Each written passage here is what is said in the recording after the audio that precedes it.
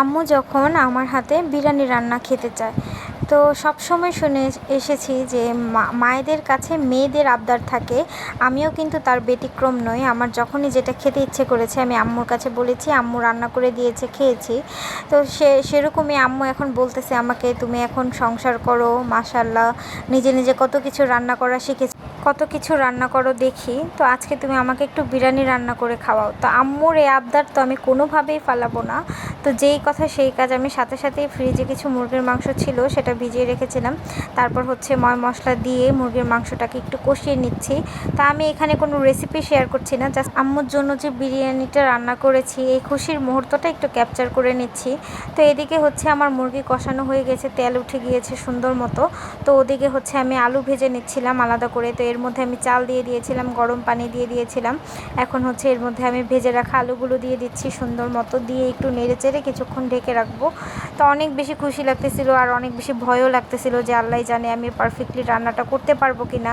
আম্মু প্রথমবার আমার হাতে কিছু খেতে চেয়েছে, কিন্তু আলহামদুলিল্লাহ দেখতে তো অনেক বেশি লোভনীয় লাগতেছিল, খুবই ভালো দেখা যাচ্ছিল, যে বিরিয়ানির মতোই দেখা যাচ্ছে। এখন খেয়ে দেখতে হবে যে এটা কি আসলেই বিরিয়ানি হয়েছে কিনা।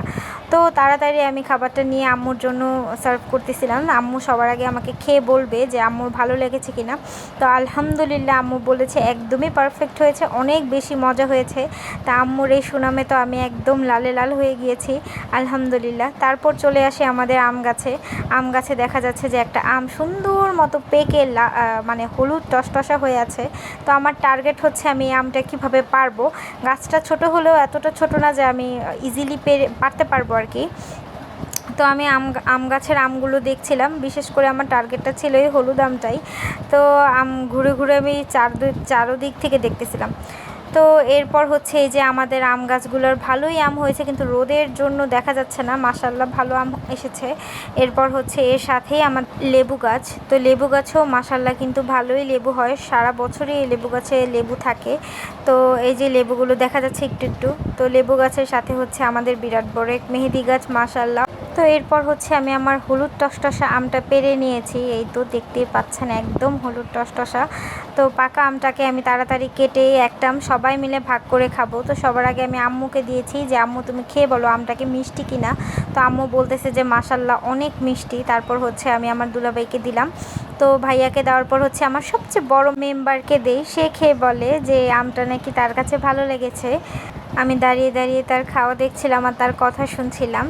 তো এরপর চলে আসি হচ্ছে আমাদের কাঁঠাল গাছে। মাশাল্লাহ আমাদের কাঁঠাল গাছে কিন্তু বরাবরের মতো প্রতি বছরই এরকম কাঁঠাল আসে। একটা গাছেই মাশাল্লাহ অনেক অনেক কাঁঠাল হয়। তো নিচেই মাশাল্লাহ অনেকগুলো কাঁঠাল দেখা যাচ্ছে, এই একটা গাছে উপরে আরও না হয় 10-15টার মতো কাঁঠাল হবে। কিন্তু এত বেশি রোদ ছিল যে আমি ভিডিওতে ঠিকভাবে কাঁঠালগুলো দেখাতেই পারছিলাম না।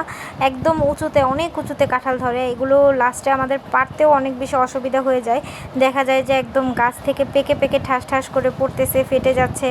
এত উপর থেকে পড়ে এমনভাবে ফাটে যে সেটা আর পরে খাওয়া যায় না। এই তো আজকের ভিডিও এই পর্যন্তই ছিল। যারা এই পর্যন্ত ভিডিওটি দেখেছেন একটি লাইক দিয়ে কমেন্ট করে যাবেন, ভালো লাগলে আমার পেজটি ফলো করে দেবেন। আসসালামু আলাইকুম সবাইকে, আল্লাহ হাফেজ।